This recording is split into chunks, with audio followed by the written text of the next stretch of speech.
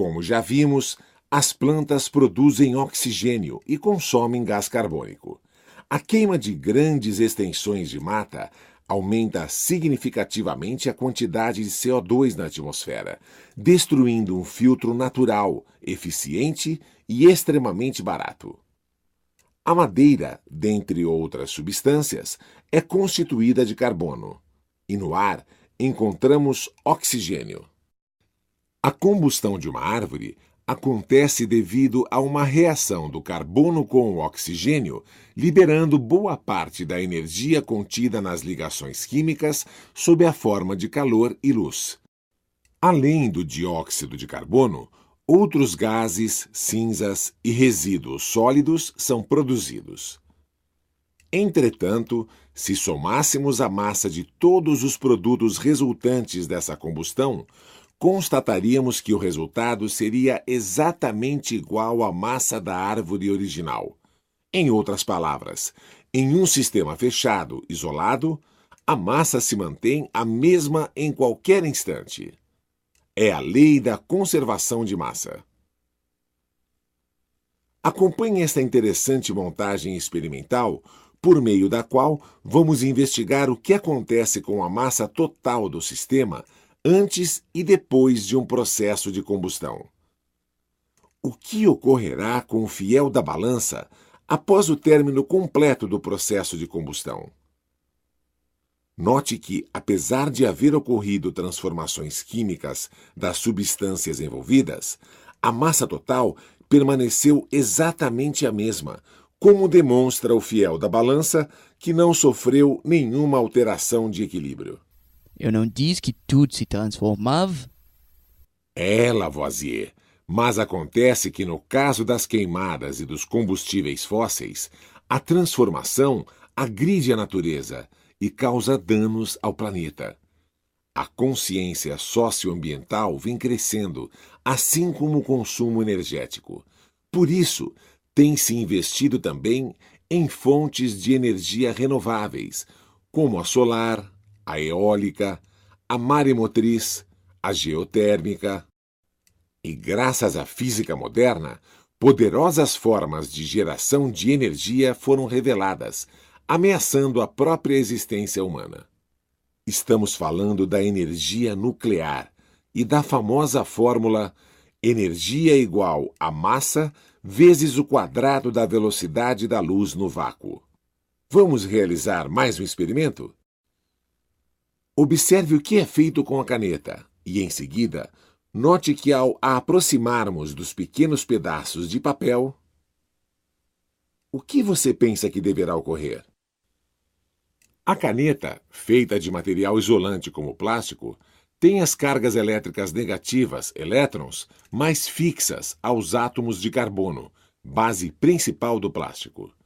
Quando atritada com algum tipo de material, pode ocorrer de perder elétrons e ficar eletricamente carregada com carga positiva. O papel, que é um bom condutor de eletricidade, está eletricamente neutro, mas quando a caneta eletrizada é aproximada, os elétrons do papel se aproximarão da caneta devido à atração eletrostática. O surgimento de uma força elétrica entre a caneta e o papel atrai esses corpos. Como o pedacinho de papel é bem mais leve e está solto, é ele quem sobe em direção à caneta, como pode ser observado durante o experimento. O átomo é algo complexo, formado por prótons, partículas com cargas positivas, elétrons, partículas com cargas negativas, e nêutrons, partículas sem carga. O átomo é normalmente neutro, pois possui a mesma quantidade de prótons e elétrons. Tendo massa diminuta, as partículas subatômicas têm inércia reduzida. Elas podem atingir elevadas velocidades próximas à da luz, em aceleradores de partículas e em processos nucleares e cósmicos. Com isso, uma massa pequeníssima pode ser convertida em grande quantidade de energia, de acordo com a expressão E igual a mc2, proposta por Albert Einstein em 1905. Ela mostra que massa e energia são equivalentes, como provam o Sol, as estrelas e os artefatos nucleares. Energia e matéria são inseparáveis. Outra grandeza física que também é conservada é a quantidade de movimento.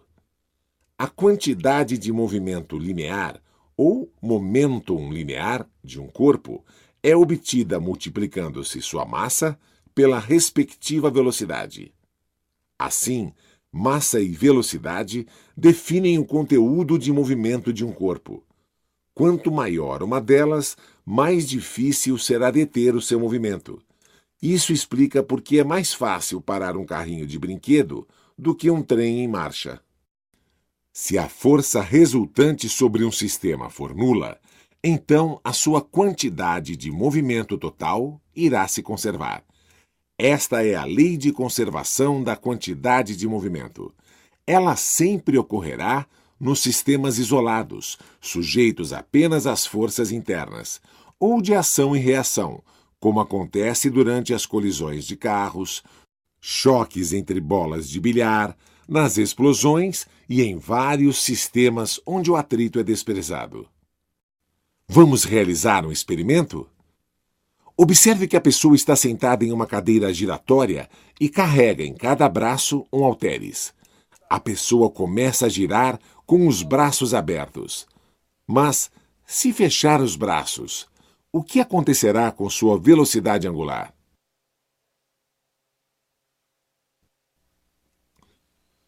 A conservação do momento angular justifica a existência da hélice secundária na cauda dos helicópteros.